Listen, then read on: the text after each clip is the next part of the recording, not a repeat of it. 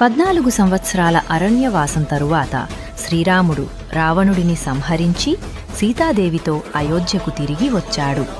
ఆయన రాకతో ప్రజలు ఆనందంతో ఉప్పొంగిపోయారు. ఇల్లు శుభ్రం చేశారు, మట్టి దీపాలు వెలిగించారు. ఆ రాత్రి అయోధ్య మొత్తం వెలుగులతో మెరిసింది.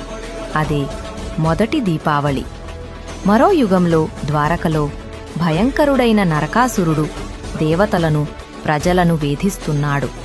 ఆ దుష్టుని సంహరించడానికి శ్రీకృష్ణుడు సత్యభామతో కలిసి రథంలో బయల్దేరాడు.